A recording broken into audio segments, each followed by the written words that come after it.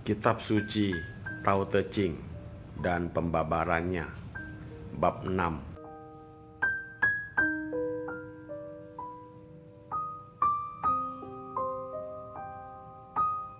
Bab 6. Gaya gaib Tao bekerja tanpa akhir.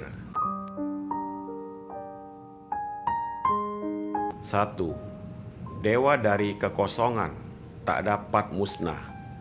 Inilah yang disebut sumber kegaiban.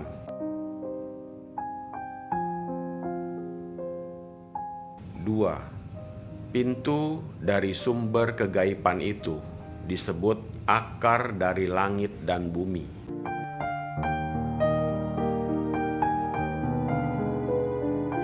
3. Lembut dan halus tak dapat dilihat dengan mata, tetapi senantiasa mengalir, sambung menyambung, tak ada putusnya, bagaikan ada sesuatu kekuasaan yang mengatur seluruh alam ini, tak dapat habis digunakan.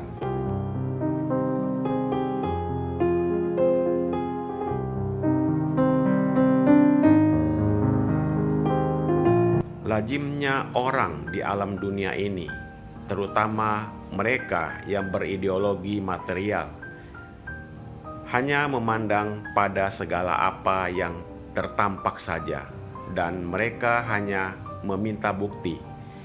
Sesuatu yang tak terlihat dianggapnya tidak ada.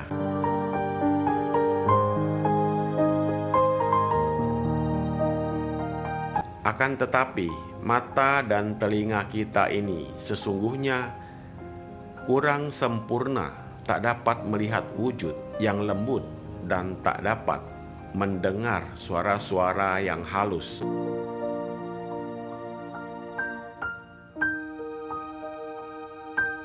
Karena begitu umumnya mereka lalu menganggap bahwa benda-benda yang lembut dan halus itu tidak ada, tahayul katanya. Namun bagi Lao Tzu, justru memandang pada sesuatu yang tak terlihat wujudnya itu sangat besar nilainya.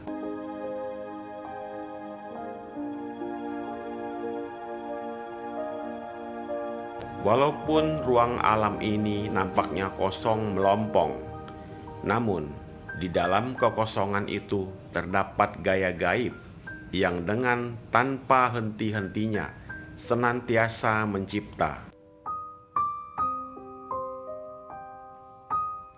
menghidupi dan memelihara segala makhluk dan mengisi seluruh jagat alam ini untuk selama-lamanya dan dengan tidak ada batasnya.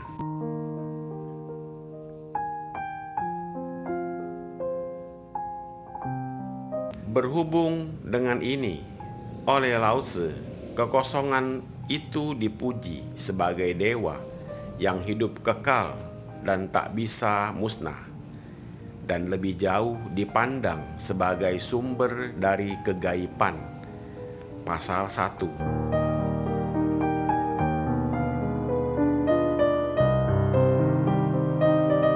Yang dimaksudkan Lao Tzu sebagai sumber dari kegaiban itu adalah Tao, karena Tao sudah ada terlebih dahulu dari langit dan bumi, dan sebagai pencipta dari segala apa yang berada di seluruh alam ini.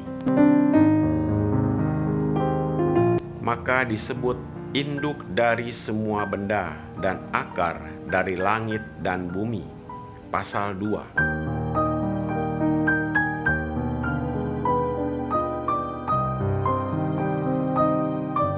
Gaya gaib yang terdapat di antara langit dan bumi begitu halus dan lembut, hingga tak dapat dilihat dengan mata, tak dapat didengar dengan telinga, dan tak dapat diraba dengan tangan.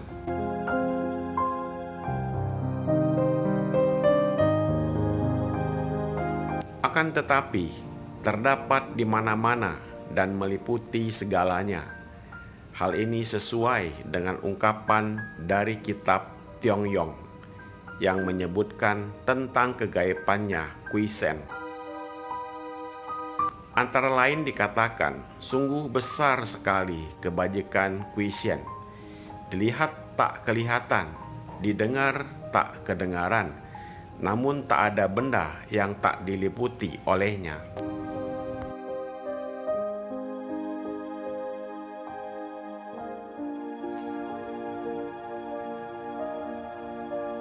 Lebih jauh dikatakan, bagaikan mengalihnya air samudra yang dirasakan seolah-olah berada di atasnya dan bersamaan berada di kiri dan kanannya.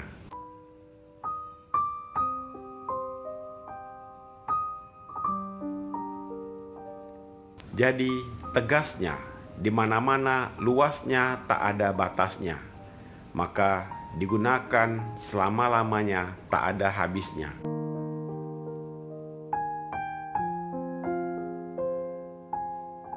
Orang hidup di alam dunia ini terikat oleh keinginannya sendiri, sehingga hidupnya tak bisa bebas, senantiasa terpengaruh oleh angkara murka dan keserakahannya.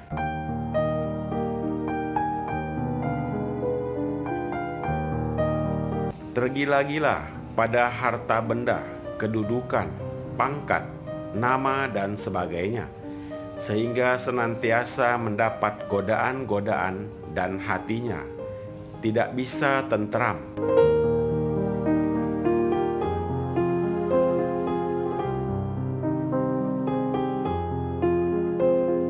Apabila orang dapat menyadari tentang adanya penderitaan dalam hidup, maka ia akan mencari penyelesaian dalam kebatinan. Ia akan melatih diri dengan bermeditasi, sehingga lama-kelamaan mencapai kekosongan dan memperoleh ketentraman abadi, yang juga memberikan padanya kekuatan-kekuatan gaib yang disebut siddhi.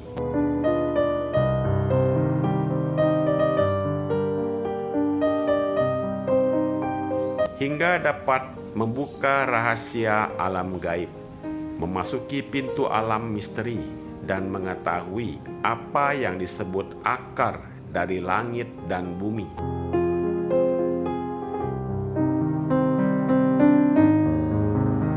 Serta memiliki gaya gaib yang digunakan selamanya, tak akan ada habisnya.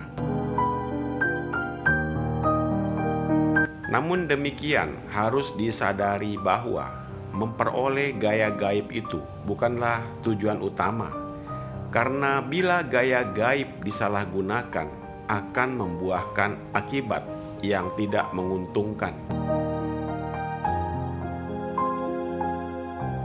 Maka dari itu, yang penting adalah usaha membebaskan diri dari sang aku, sehingga dapat menjadi tuan atas diri sendiri dan bebas dari rasa pamrih, keinginan, dan segala ikatan duniawi.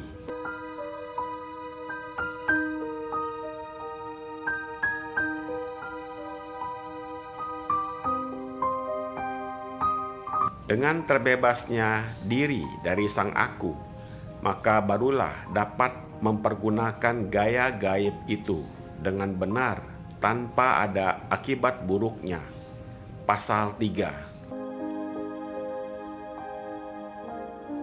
Semoga bermanfaat. Terima kasih.